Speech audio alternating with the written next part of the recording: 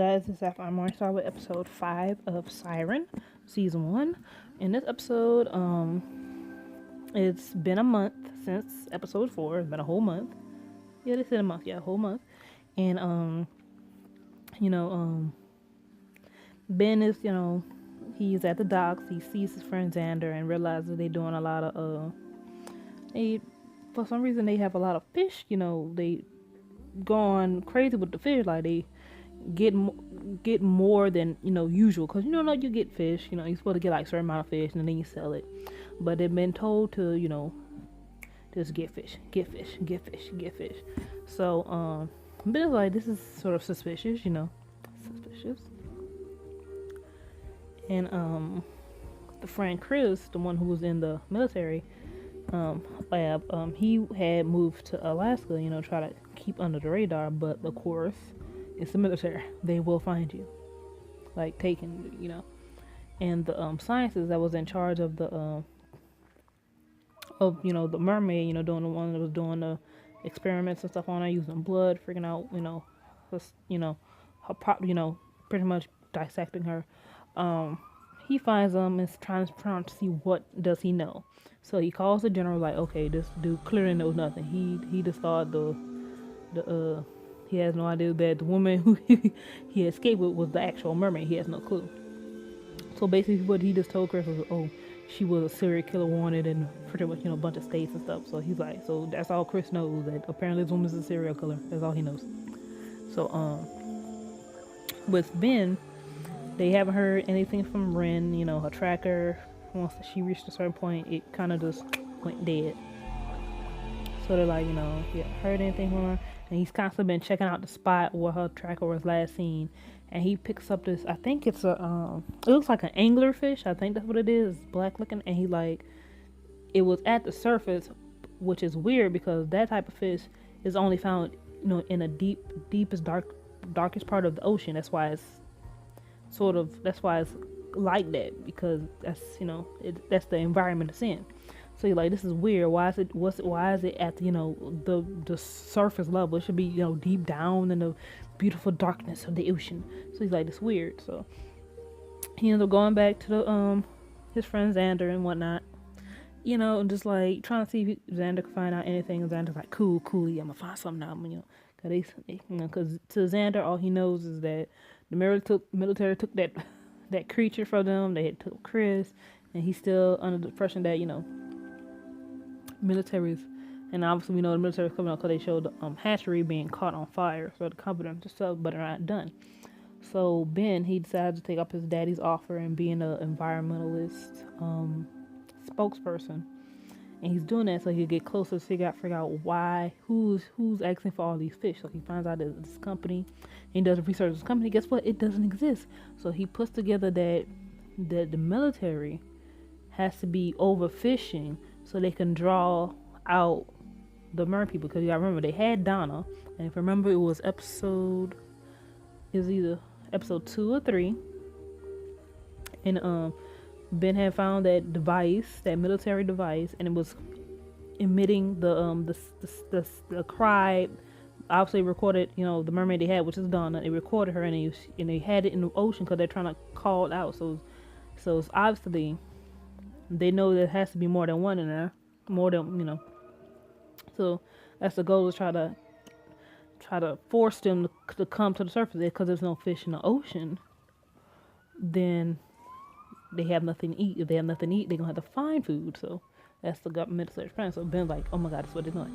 And so Ben and Maddie, they're trying to, because he's been sort of obsessed over trying to find Ren. He hasn't really been giving his girlfriend the quality time that boyfriend and girlfriend should have. So she's like, let's have some dinner and some clumsy sex part afterwards. And then they see the tracker go off when they're getting ready about to do what they do, right? They're about to do it. And so they see the tracker starts beeping. They're like, oh my god, it's Ren. So they driving like, okay, we gotta find where she is. We gotta find it. And then they get to the beach. They see that she's not alone, because it's because when they turn human, it kind of comes off like a skin. I mean, not the skin.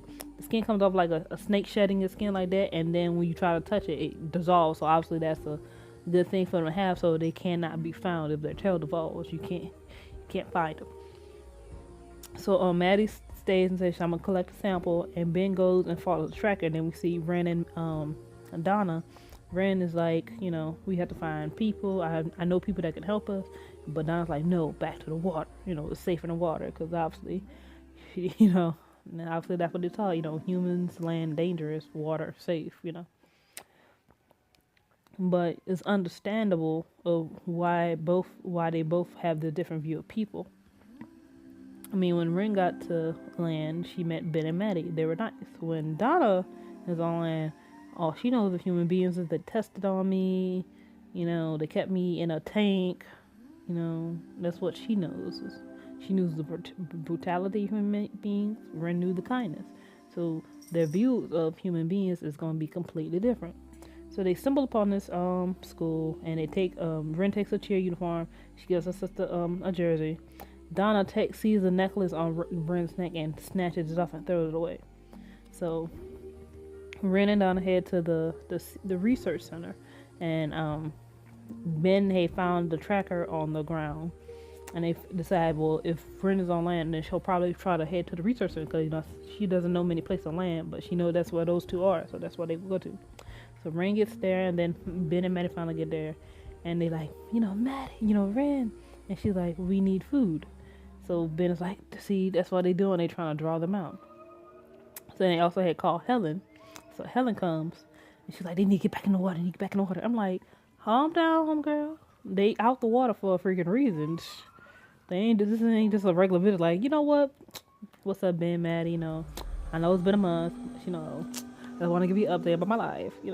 No, she's here for a reason. She needs help. They're hungry. They need food. And so, Donna sees the little anglerfish. I think that's what it is. That's what it looks like to me. The little anglerfish on the table, because they were trying to figure out what's wrong with it, and what did it say? The fish had died of starvation, so they're pretty much starving to sea life. And so the anglerfish eats other fish. Kind of draws them in with his little light bulb in his head to draw you in, like, ooh, pretty light. Out, you don't go. So she sees the fish on the thing. She's like, them. She thinks it's. I mean, she's not wrong. It is humans that are taking the fish. And she goes and attacks Ben, and Ren ends up having to fight a surgeon to keep her off Ben. And she's like, so Donna's like, come, water. And Ren's like, no, I'm going to stay. So then Donna runs off. And Ren, is explaining, that, my sister's not bad. She's just, her experience, with human beings was not positive like hers. And so Helen decides to go try to find Donna. She ends up finding Donna, I think at this beach. She was like in this little boat, and she gives them some fish, and ends up bringing Donna back to her place, where she reveals, which was obvious, but it's a good night that we had it confirmed, that Helen is the mermaid. So now the question is hold on, before I get to that, okay, so she goes to Donna's house, and then we see the scientist. He got a call about some stuff going on back in Bristol Cove. So now he's about to investigate Bristol Cove, which happens to also be the town home of the mermaids. They whole mermaid story legend. And then now he's in Bristol Cove, so now everything's about to get more intense, because now you have two mermaids on land.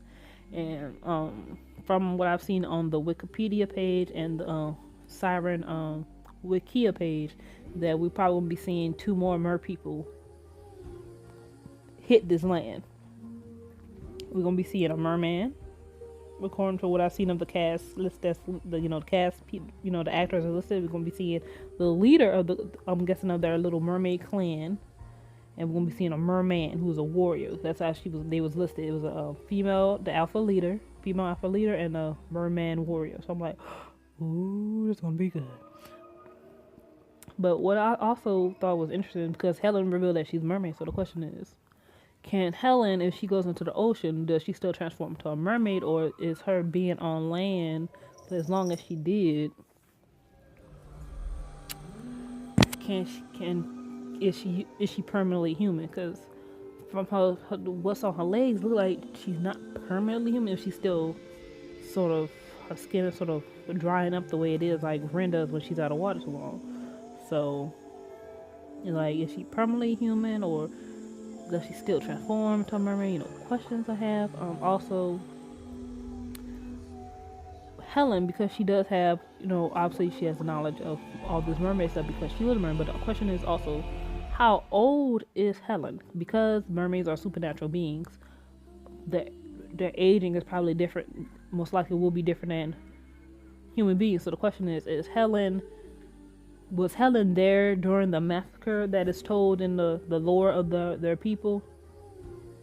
The fisherman fell in love with the mermaid, and then he sort of became obsessed, and he went and started, him and a group of men went and killed all the mermaids. So the question is Helen that old? Because that was Ben's, what it was, his grandfather, or either his great grandfather. It's one or two. I can't remember exactly. It was one or two. So was Helen there during the situation, and she just escaped on land and just stayed on there to stay safe and hidden, you know? But I don't think she's that old. She probably knew of that tale, but she probably wasn't there. I'm guessing she probably would have been I'm guessing she was probably a young one, due to the fact that she says to Ren when she first sees her, when she meets Ren, she talked to her that you should have been taught not to come on land. She should have been, you should have been taught, about, warning about coming on land and stuff like that. So since she said that, it makes me think that Helen was most likely a child when this situation happened, the mermaid massacre, or she was born after that massacre happened. So, because that would make more sense. Because if she was, but then again, it's the age thing. We don't know how their aging process works.